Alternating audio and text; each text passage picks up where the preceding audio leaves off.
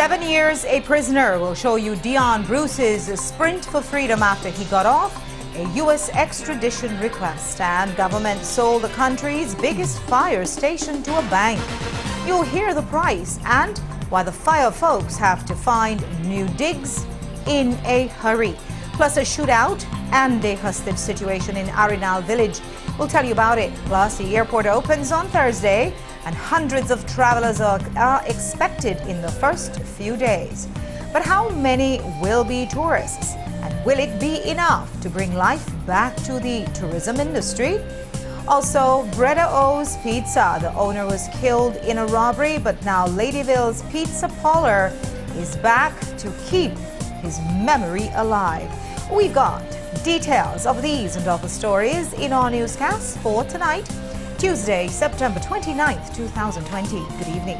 With your news, I'm Adora Craig.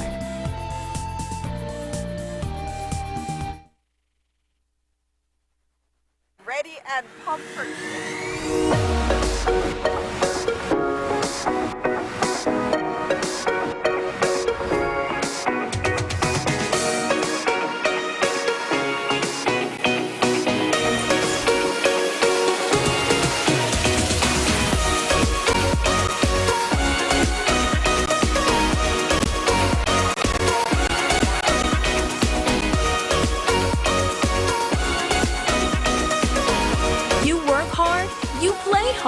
so you need a mobile plan that can keep up. Digi is now offering unlimited talk and text and double the data on all plans and up to 60 gigs for the Plus plans. All backed up by the fastest and largest mobile network. More work, more fun, more you. Visit your nearest Digi store today.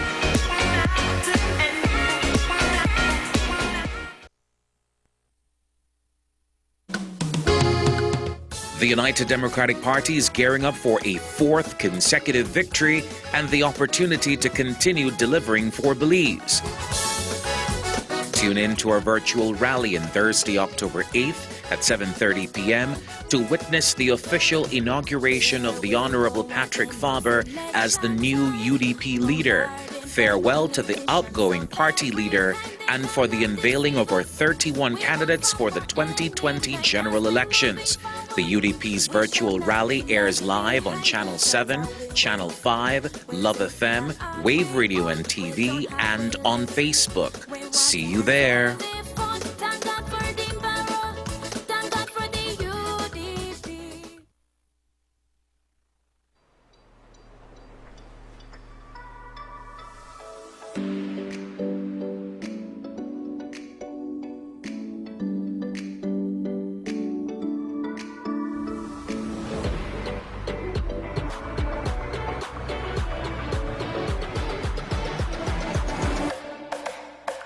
For hydration, when the choice is yours, choose the brand you have always trusted.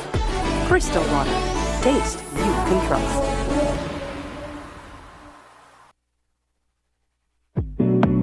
Now is the time to sign up for the best postpaid plans in the country because Digi has doubled the data in all their plans. Now you can get even more done, connect even more, stream even more, create even more, and share even more. All on the fastest mobile network that gives you the most coverage nationwide. Now is the time to go postpaid with plans starting as low as $49 monthly. Shared plans are also available, all with unlimited talk and text. So don't wait. Hurry over to your nearest Digi store to sign up today. Enjoy double the data in all postpaid plans only with Digi.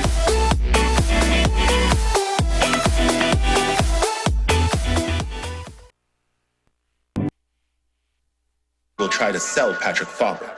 They will say he's a fresh breeze, the new face of the UDP, a change from the corrupt old UDP. But the truth is, Faber is no different. He was there when Penner sold the passport to Wong Hong Kim.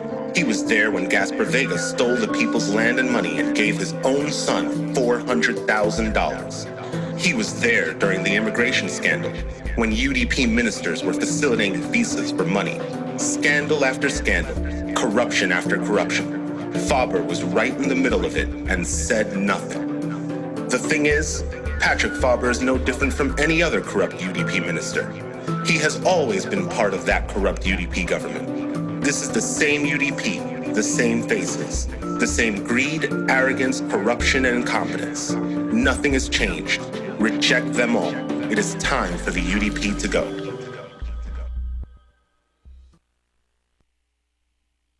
Meals are better at home with Coca-Cola. Collect 2 golden caps of Coca-Cola, Fanta, or Sprite 1.5 liter with the word WIN and 1 golden cap with the word microwave or 1 with the word Oster. And you can win a microwave oven or Oster pots and pans. You'll also receive a free kitchen utensil with all 1.5 liter twin pack purchases. You can collect all 4 utensils. Visit www.coca-cola.com. I'm Chef Sean Quillen, and I got a nice surprise for you today. Take your cooking skills to a whole new level with Glazed Out, TNC's first ever cooking show with culinary expert Chef Sean Quillen. Tune in every week for exciting Belizean cuisine and some of Belize's biggest names in culinary art and culture, and watch as they create unique and delicious meals that will surely excite your taste buds. Glazed Out, in the kitchen with Chef Sean. Belizean food, how another level. Premiering only on TNC 10.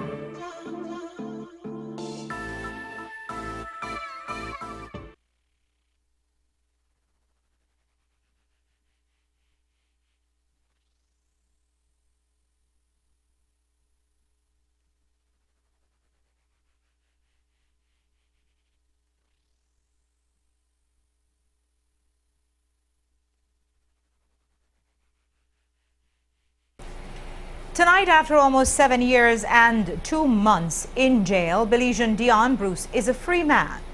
He had been on remand at the Belize Central Prison while he awaited extradition to the United States. And back in 2013, the U.S. government made an extradition request to the Belize government. They wanted him to face trial for first-degree murder, attempted first-degree murder, aggravated battery with a firearm, aggravated discharge of a firearm, aggravated use of a weapon, unlawful use of a weapon, and possession of a weapon by a felon. On July 28th of 2010, he allegedly got into some sort of disagreement with 2 American men in Chicago. Bruce allegedly pulled a firearm from the trunk of his vehicle and opened fire on the men, killing American Aaron Carter. Dion Bruce attempted to resist the extradition request in the magistrate's court, but back in 2013, the then Chief Magistrate Anne-Marie Smith ordered his extradition. He then made 2 attempts to get that order reversed, one by judicial review and the other by habeas corpus proceedings. Both attempts failed once again. In June of last year, he and his attorney, Sylvester, brought an appeal to those cases to the Court of Appeal. Today, over a year later, they managed to convince the panel of appeal court judges to dismiss all extradition proceedings against him and order his immediate release from prison. This evening, he was able to leave from the prison's Hattieville facility a free man, and as this cell phone video shows, he ran over to the embrace of his family. We spoke via telephone with his attorney about this successful appeal of an extradition request. Throughout this process, and at the end of it, we set out to show, and we were successful in the Court of Appeal after 7 years, to show that when his extradition proceedings took place in the magistrate court, at the end of the proceedings, the magistrate, learned examining magistrate, did not specify what offences, in fact, actually Mr. Bruce ought to have been extradited for. But this is quite significant, and I'll explain why. In the context here of a person charged with a number of offences in Belize, a person, say, charged with, say, 5 offences, and he goes on trial. The court has to show that he is culpable or that he is guilty for the entire 5 offences. The court can't say that they are finding guilty. And unfortunately, that is what took place in the case of Mr. Bruce in his extradition proceedings. There were several offences his extradition was sought in respect of, and each one of them, the examining magistrate by law was required to examine them and say, okay, you're wanted for this offense, offense X. And yes, there is sufficient evidence, or no, there's not sufficient evidence. And that is something that is quite significant and important. The matter of ensuring that a person's constitutional right. Because remember again, he's not accused of committing offenses within the country of belief. He's accused of committing offenses abroad. But the purposes of the Committee of Nations, countries, they would allow for their citizens or persons resident in their country to be repatriated to another country if the requesting country can show that there is sufficient basis for the return to that requesting state. And that is what was not achieved in his extradition proceedings. And after so many years, we've been able to have this matter finally come to an end. And so the Court of Appeal today, they ordered that his appeal, because the matter started in the magistrate court, it went to the Supreme Court, and it finally concluded in the Court of Appeal. So his appeal was granted, and his immediate discharge from extradition proceedings that was also ordered, as well as his immediate release from the Belize Central Prison. And I suspect that Mr. Bruce has already left the prison and is probably on his way at home with his family. Bruce had been in prison since July of 2013. The recently released Mark Sewell, who also fought off extradition, served about 10 years before he was freed. The Belize National Fire Service will have to find temporary lodging after government sold its headquarters to the Atlantic Bank back in March. 7 News has confirmed with Financial Secretary Joe Wade that Cabinet agreed to the sale in February and signed off on it in March for $2.8 million, that is. The terms of the sale gives the fire department 9 months to vacate, which would be sometime in December. Now, the FinSec says money has been set aside to build a new headquarters near Chetumal Street, but it hasn't been constructed. So the fire department will have to find a temporary arrangement, likely near the Marion Jones Stadium. And some of its offices will have to be moved into another fire department substation on Fairweather Street. This is what Minister Edmund Castro told Love FM about the sale. Atlantic Bank paid the government of Belize for that portion of land. I think they want it maybe for parking. I think they're in an area that they have no parking for their business. And that money was being paid to the government of Belize, which in turn we are setting up the new headquarters for the fire department in the Chetumal Street area. Somewhere over there, the money is sufficient to build a fire station with adequate land space for parking for the fire station. And I think, if my memory serves me right, that we will have some money out of that set aside to put also a fire station in the municipal airstrip area. Even if they did not complete that transaction, the fire department had already located adequate piece of land in that Chetumal Street area. So the headquarters for fire would have moved over there anyhow, because it is really cramming for the type and size of trucks to be maneuvering in that area, maneuvering in and maneuvering out of that area. The current fire department building was built in the PUP's so-called bloated contracts boom of the early 90s, where an Italian firm named Pico SRL was contracted to construct a number of buildings. The FinSec says that the current $2.8 million price tag was based on a fair valuation of current market value. Oh, there was a border incident out west late yesterday evening. It happened in the village of Arenal, which straddles Belize and Guatemala. Around 6:30, village police got an urgent call responding to a crime in progress. A motorcycle had been stolen, and when police got to the area near the boundary with Guatemala, they saw 2 men on the motorcycle heading over to that side. The men jumped off the cycle, and allegedly one of them fired 2 shots at the police, who responded with gunfire of their own. The gunman ran off and the police recovered the stolen motorcycle. The other man, who was his hostage, reported that the gunman had stolen his shotgun from his home. The gunman have a known suspect. Now, this known suspect, a Guatemalan resident of Arenal, is reportedly the one who has been orchestrating vehicle thefts in Arenal and surrounding areas for months. In this case, he reportedly held his female cousin at gunpoint and said he wouldn't release her until her father, his uncle, bought his vehicle and gave him in exchange for his daughter's life. But the girl's father came instead on a motorcycle. The suspect then allegedly held him at gunpoint and forced him to drive across to Arenal. That's when his daughter called the police, who chased them across the border. The Ministry of Foreign Affairs says it has not been fully briefed on the incident. And we'll take a break now. When we come back, hundreds arriving at the airport this week, but only a small percentage are tourists. And is it enough to resuscitate the tourism industry? And she fell in a manhole with no cover, and now city residents says City Hall is disrespecting her. Don't go away.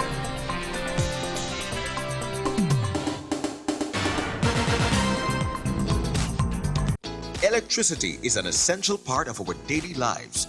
We use lights and household appliances every day. Therefore, we must ensure our homes are wired properly. At Benny's, we have certified wires with the right gauges and insulation. BEL certified meter sockets, authentic GE and Square D panel boxes and breakers, which protect your electrical system from being overloaded. When wiring your home, avoid imitation brands which can be very dangerous. Give yourself and your family peace of mind using genuine electrical products available at Benny's. Quality and savings. Under a UDP government, 10,000 plus Belizeans became homeowners through the UDP government's mortgage write-off program. Under the PUP, the Development Finance Corporation was bankrupt. But today, the DFC is a robust and financially healthy lending institution. The United Democratic Party prides itself on taking action and getting results that benefit all Belizeans. Vote UDP because your future matters.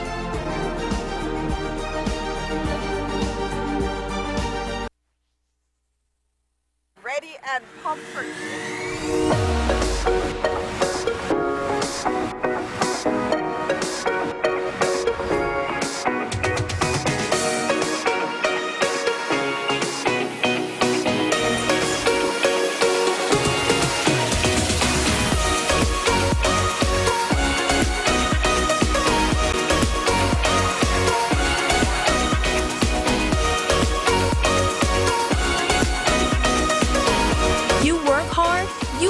hard, so you need a mobile plan that can keep up.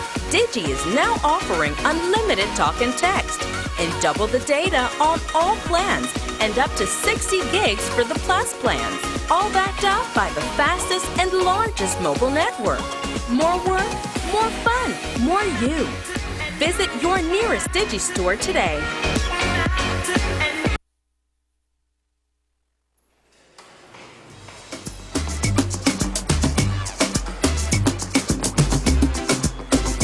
Bellykin got your back. What you mean? Brother, when you buy a 6-pack of Bellykin beer, Bellykin Stout or Bellykin Light, you could enter for winning a Bellykin's weekly drawings. What are the prizes? Over 10,000 in a weekly prizes, including Bellykin beer, Bellykin bar tabs, and cash.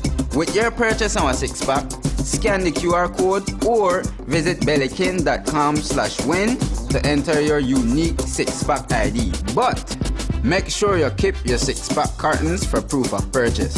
Boy, Bellykin really got the back with the purchase at every 6-pack. Bellykin, the beer of Belize. To our Bellykin Got Your Back winners to date. Continue purchasing your 6-packs and entering your codes for a chance to win over $10,000 in weekly prizes because Bellykin got your back. Bellykin, the beer of Belize. The quality of life of all our residents, particularly those in our rural communities which have been neglected, must and will be of national priority. Attention must be given to real infrastructure which makes a difference to our communities and provides opportunities to our people. And we must address the issue of adequate housing and efficient national transportation for all. The People's United Party has a comprehensive, detailed and doable plan. Join us on the mainstream and social media on Wednesday, September 30th at 10 a.m. as we launch our Plan Belize agenda for rural living, housing and infrastructure and transport. We will create a Belize that works for every man, woman and child. With the PUP and our Plan Belize agendas, everybody for win. Todos ganamos. Price Premier Products Limited has been proudly serving Belize for many years. We aim to serve you better and are pleased to announce our new office with convenient parking at number 1728 Chatham Street, Belize City.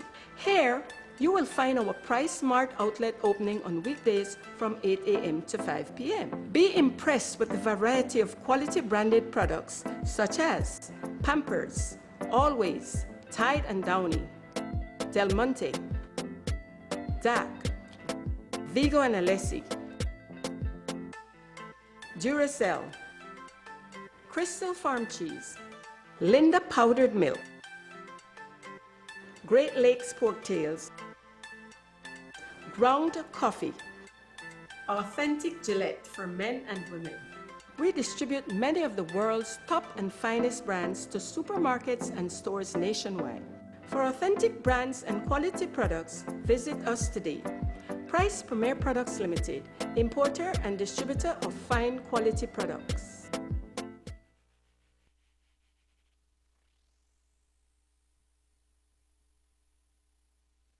You've worked hard your whole life building your future, your family, your business, your home.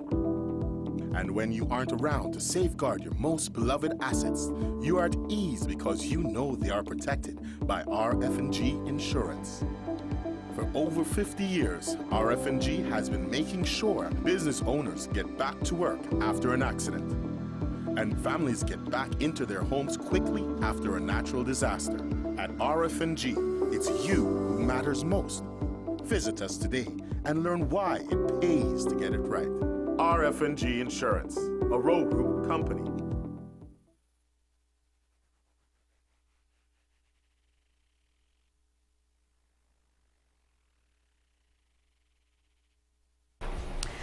We're 2 days out from the reopening of the Philip Goshen International Airport. And while the projected arrivals between Thursday stand at 714 persons, how many of those are returning Belizeans? And, well, how many actual tourists? Well, it seems it's 80% Belizean and 20% visitors. That doesn't bode well for the hopes of the long-suffering tourism industry. And this afternoon, we asked Belize Hotel Association President Ted Tejada what he projects for the first month of Belize's reopening. It actually takes about 3 weeks that we can start to see the return of the tourist. I believe it also had to do with the changing of the date from August 15th, that initially on August 15th we saw a lot more people making their own bookings. But because of not opening on that particular date and having them cancel, as you know, when you're going on holiday, you have to apply for vacations from the company. There's a lot of paperwork that needed to be done. That did not happen. And with that being said, October 1st, we're believing that some of the guests will be waiting for a couple of weeks, maybe 3. And once they see that we're serious, that we are going to open the airport, the international airport, then they'll proceed in buying their tickets. So we have faith that within the next 3 weeks, we will see a return of our tourists back to Belize. So we encourage all of them to please complete the gold standard certification, because that will help them to guide them. How do they clean the rooms? How do they encounter the guests? How do they take the guests to their rooms? Transportation, logistics. It helps them to give them an idea. I believe that by November 1st, we should see a bigger amount of guests coming in. And at this moment, there's a lot of hotels that are waiting for that opportunity. A lot of hotels will no longer make it. I know already of some hotels that are already on sale because they could no longer sustain the pandemic. We just have to try and have faith that we're going to come back to where it was in a couple of months. Tejada also told us that weekend arrivals at the start of a normal high season weekend would have been between 42,000 to 48,000.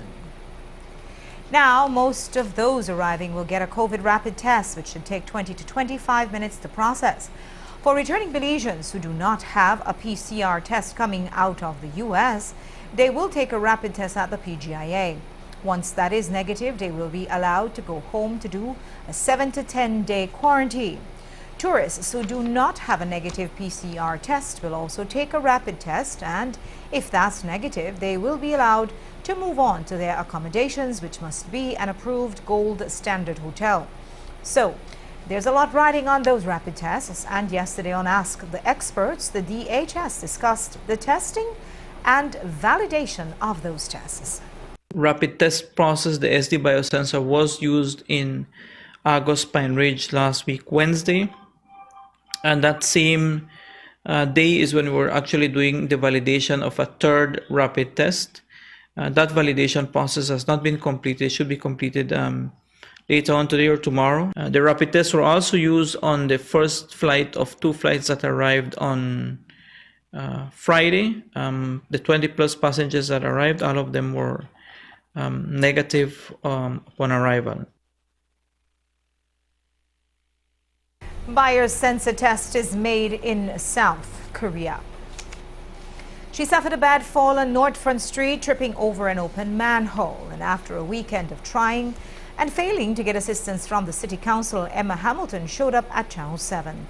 Tonight she's speaking out in an attempt to secure payment for the specialist that her injuries have forced her to see. Here's what she told Charisse Halsal about her bad fall. Manholes, they're on every sidewalk in the city, and a few of them are broken. Emma Hamilton knows that all too well. She broke her wrist when she tripped over an open manhole on Northfront Street. I fell, I couldn't hold myself up, so my whole weight dropped on my wrist. So it had broken piece of the bone on my wrist. It's the City Council's job to keep the manholes covered, so she went there for assistance. I went to City Council, but they didn't follow up. They didn't come back to me and say anything. So I don't know why they have me like going back and forth. The last thing they told me, go by, where it happened and wait for them. And they'll bring a form for me to sign, but I waited and nobody came. Yes, that was, I think, Thursday. I would just like a little compensation because I have to get a bone, I have to see a bone specialist for the hand, right? Yes, and right now I can't work, obviously, I'm a widow. They have to close up all the manholes, I believe, so that when people are walking, especially elderly people, they don't fall. But the man responsible for closing up all those manholes says it's almost a losing battle. First of all, let me really give my concern about this elderly woman who fell in that manhole cover. Throughout our years here at the council, or 2.5 years, we have been addressing these manhole covers from time to time. In fact, you can see we replaced these manhole covers a couple days after. They're broken, and they are broken because the drivers don't understand that you do not park, you do not drive on the sidewalk. When you do that, then what happened to this lady happens, and not only this lady, children, school children passing. So we understand the importance of these manhole covers. We try our best to cover them. If only we get the assistance or the drivers in the city, in particular the huge vehicles. They try to say, probably the manhole covers are not built strong enough for vehicle. They weren't built for vehicle. They have never built for vehicle. They have built for pedestrian. And so when you put these huge vehicles, then that is what happened. And then our citizens suffer. And as for Hamilton's case, The City Council's Public Relations Department says it's being handled, but that they're having trouble reaching her. So as far as I am aware, she came in on Friday. She didn't have an official documented complaint. So our customer care people sat with her, listened to her, wrote out an official complaint documentation saying, my name is so-and-so and this is what happened to me. She reviewed it and signed it. Since then, the process was explained to her that she will need to sign a release and waiver of claims rights form and explain compensation. Since then, we have not been able to reach her. We tried yesterday, we tried today. I was there, called her, no response.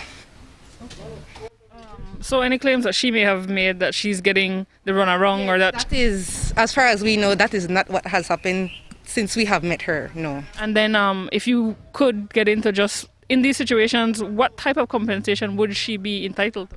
The first thing we would have to see, doctor paper, what happened, how much did it cost, and we will try to work with her to make sure that is covered. Cherise Halsall, 7 News.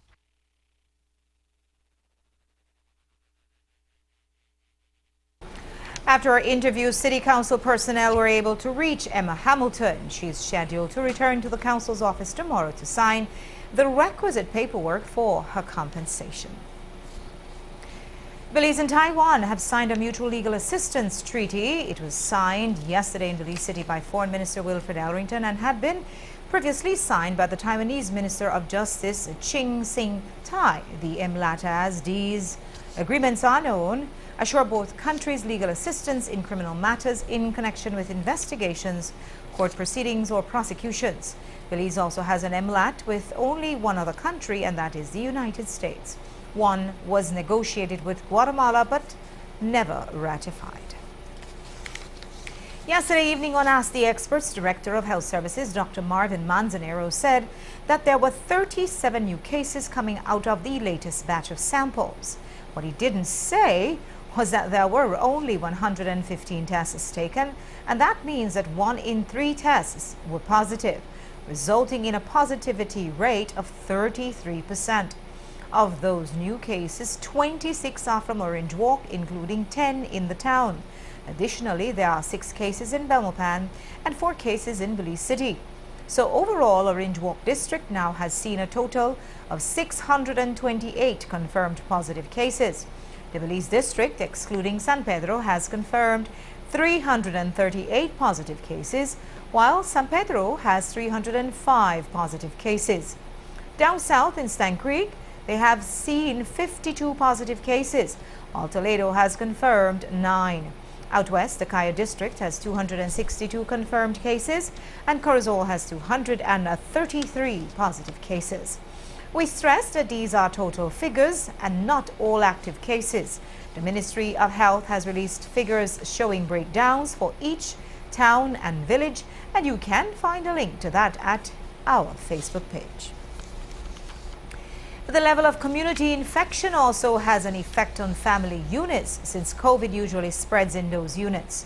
This is an issue because the policy is that once a family member tests positive, everyone who lives in that house should take measures as if they too have tested positive. Manzanero says the greatest concentration of cases that has been encountered is 17 infected persons in one family. We have had big clusters of families. I think the biggest cluster we have heard of is 17 family members being positive in one from that big cluster. In communities such as the ones that are popping up in Cayo, Toledo District, Stann Creek District, is still family-related clusters that are starting to pop up. In the communities up north as well, it's family-related clusters. And another issue for families with the approaching flu season is getting flu shots for the elderly and vulnerable. Now, we stress that is not a COVID vaccine. It's a shot to keep away a regular flu. It could be a real difference maker for the most vulnerable because they could catch COVID on top of the regular seasonal flu. Belize is getting its share from global supplies, but Manzanero says it will have to be judiciously distributed. The flu vaccine has already arrived for this new flu season that's starting to come. So you're going to find information being provided in different platforms throughout the week as to which populations will have first access to the vaccine. We can also note that every country is being told that in the first instance, you more than likely are only going to be having vaccines for 20 to 30% of your population. So every country will have to make determinations as to which 20-30% of the population will have access, initial first access. After the break, Bretta O's, the owner, was killed in a robbery, but his family is keeping his legacy alive. Don't go away.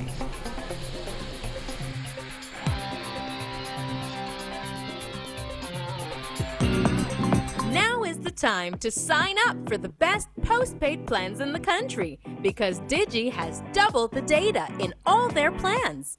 Now you can get even more done, connect even more, stream even more, create even more, and share even more. All on the fastest mobile network that gives you the most coverage nationwide. Now is the time to go postpaid with plans starting as low as $49 monthly. Shared plans are also available, all with unlimited talk and text. So don't wait. Hurry over to your nearest Digi store to sign up today. Enjoy double the data in all postpaid plans only with Digi.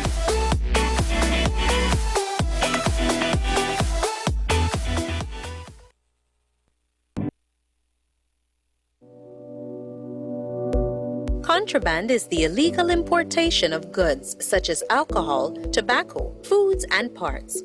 Apart from breaking the law, smugglers are also now endangering the health of all Belizeans.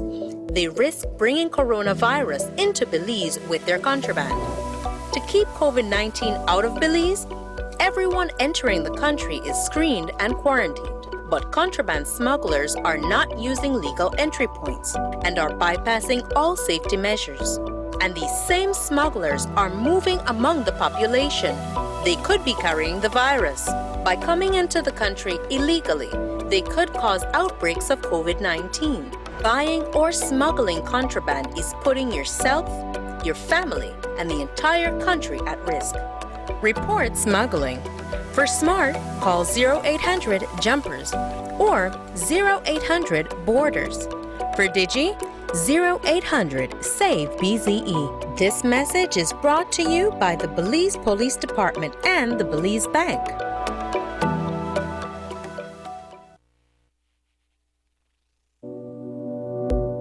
El contrabando es importar ilegalmente productos como el alcohol, tabaco, comida y objetos.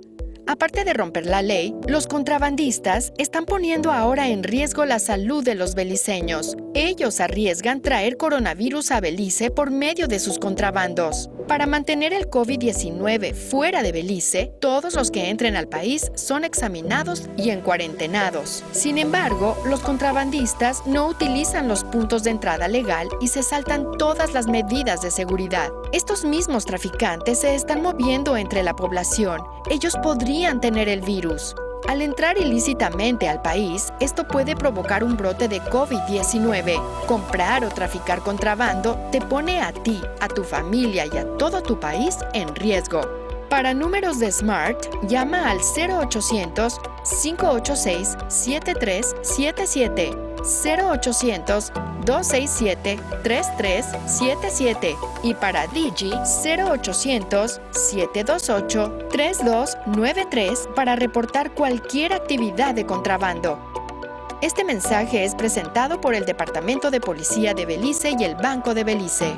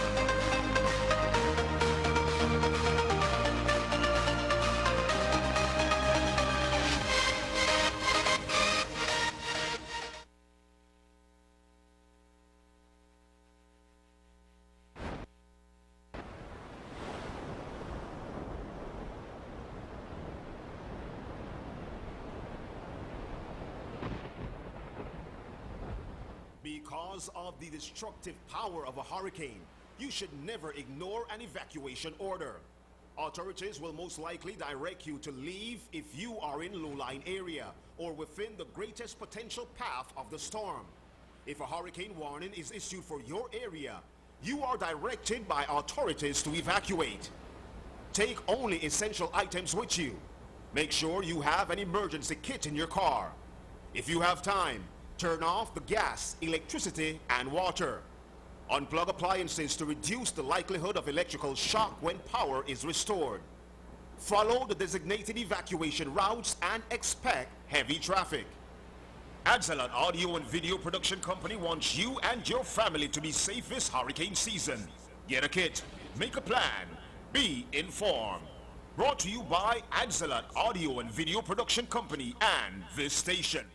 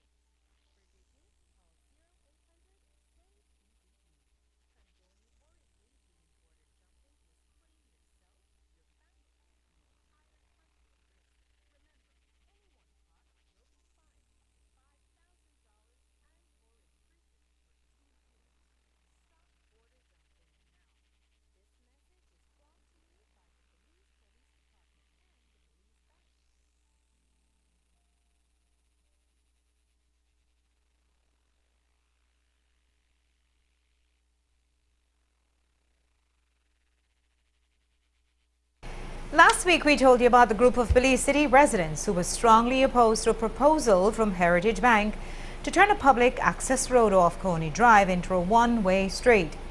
It is known as Gallant Crescent. The street circles the Belize Family Life Association headquarters, and it ends in front of the bank's new building.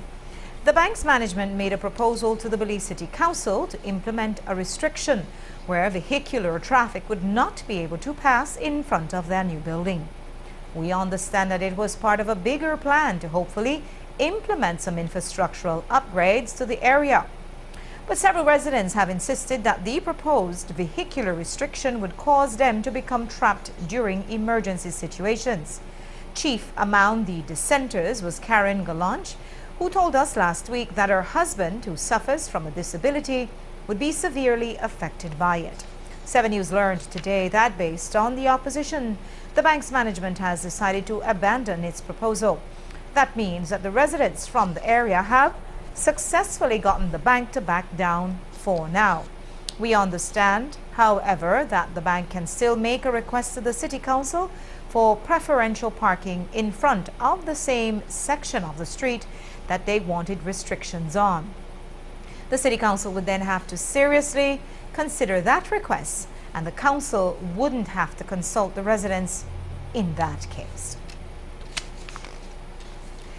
At the end of July of 2020, it made headline news when 38-year-old Oren Velasquez, a community-minded businessman and entrepreneur from Ladyville, was murdered in an armed robbery of his pizza parlor, Breda O's. The community mourned with his family that this model citizen's life was senselessly cut short. The thieves almost killed a 14-year-old son in the process, and for all that pain and suffering, they only got away with a paltry $200, the business sales for that day. For 2.5 months, his pizza shop remained closed. But last night, a few of his longtime customers were excited to see the iconic Breda O's sign light up once again. His family has decided to continue the business and his legacy. And today our news team visited them on day 2 of their reopening. Daniel Ortiz has that story. Ever since Oren Velasquez was shot and killed 10 weeks ago, his family enterprise, Breda O's Pizza, had been shuttered. But yesterday, his loved ones and his staff teamed up with his widow to reopen for business. For the employees, the need for work in these harsh COVID times was one of the key motivators to push for continuation. The staff, because of the COVID-19 and everything, everybody shut jobs and stuff like that. And knowing my husband, he always think both for his staff because they are part of the family. And they asked if they need a job, and they know my condition and everything where I in. But they really need a job, so they said how they will take over. So I just come here to assist them, like for show them what to do, from what's not to do, and how for a little while, because I know they are for a long while because of the situation we're in. That situation is that Velasquez is 5 months pregnant with twins who will never get to meet their dad. Combine the pregnancy, the extreme struggles that have come with the pandemic, and the emotional burdens tied to Oren's murder, and one can easily understand how her resilience is being harshly tested. When I pregnant, I sick the whole 9 months. That's why I wasn't here when my husband passed away, when he get shot, because I can't work in a condition. It's kind of rough, especially how I have my 2 children at home with online schooling when need my help, and then I have to be here and then be at home at the same time. It's kind of really hard, and then taking care of myself, and my unborn children what I have right now. I just think they shot my husband out of his whole life, out of our life in a whole, especially out of his unborn child life when I get to know him. But we are always keep on his legacy. We'll always keep his legacy going as long as I am here and his children, because where we always roll together as a pack, me and him and the 2 children. Despite these hardships, Brother O's wife says that her family wants to see his dream of being an entrepreneur live on. I will try and manage it out because I know this is for his dream and I want to see his dream come true. Have you guys had any sort of changes in this new security features to try to be more safe? Yes, we do have new security features. We have 2 security in the night, and we have our own surveillance camera, and try put more lights around the area, and try as we get leave finance, we try and improve stuff where needed. I know that this is what we wanted. This was his dream. The shop over there that was supposed to open up at the end of this year, and we worked so hard just to try and reopen over there so that we could have more time for ourselves and stuff like that. But I will, and his family and my family, we put our head together and we said that it will happen because that's what he wants. Reporting for 7 News, Daniel Ortiz. At this time, no arrests have been made in connection with Velasquez's murder. His wife tells us that he died not knowing that he was going to be a father to twins. The couple wanted to be surprised, and so they did not even attempt to find out the sex of their unborn baby, back when they were under the impression that it was only one baby on the way. The Department of the Environment sent a team out to San Pedro town today to check on an outlaw development and likely level charges against the heedless developer. The illegal dredging operation was first detected on October 29, 2019 by the Holchan Marine Reserve patrol in the Marine Reserve and was given an order to stop. Initially, the developer complied but then resumed operations again, and according to reports on November 6, 2019, a cessation order was issued to a Mr. Steve Parrish by the mining unit of the Ministry of Natural Resources. But by mid-December, dredging resumed, this time with 2 dredges in operation. Dredging reportedly continued until the middle of this year, and the development had expanded by building a seawall illegally inside the Marine Reserve. The San Pedro Sun repost that the unauthorized dredging operations off the west coast of the island and within the Holchan Marine Reserve were halted on Friday, September 25th by an enforcement team consisting of the local police department, fisheries department, and the reserve's management. Also pushing ahead are the Maya farmers of Criquehute and Columbia villages. They suffered tremendous losses in April and May of this year due to forest fires that spread into their fields. Now, Copal Tree Farm, the makers of Copali rum and the self-proclaimed largest private employer in the Toledo district, is giving back to the small farmers by starting a nursery with over 5,000 cacao trees worth over $20,000. PGTV spoke to farmer Lawrence Bolon as he expressed gratitude for the trees that he says will provide new livelihoods for the villagers. We have over 600 plants here, which are cacao trees, received on behalf of the farmers of Criquehute. As we all know, they were affected during the recent fire, and we are very thankful for the support of Copal Tree Farm and Distillery for contributing these plants to see how the farmers can get back their lives together.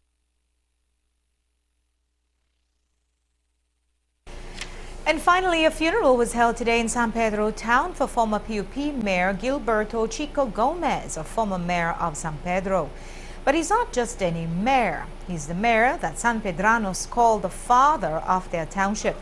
That's because Gomez got the former fishing village declared a town in 1984. Every year on Township Day, Gomez would be visited by the mayor in office to honor his contributions to the community. In most of these special visits, monetary tokens were presented to Gomez by the San Pedro Town Council administration. The San Pedro Sun says Don Chico will be remembered as a man who loved his town and its people, along with her traditions. The PUP called him a great townsman and visionary who was known for his humility. That's all we have for you for tonight. Thanks for watching. With your news, I'm Indra Craig. Remember that you can see a streaming video of this newscast at 7newsbelize.com, brought to you by Digi, for the best postpaid plans in the country. Now remember to wash your hands, to wear a mask at all times in public, and to keep your social distance. Make sure to join me back here tomorrow at 6, and until then, have a great night.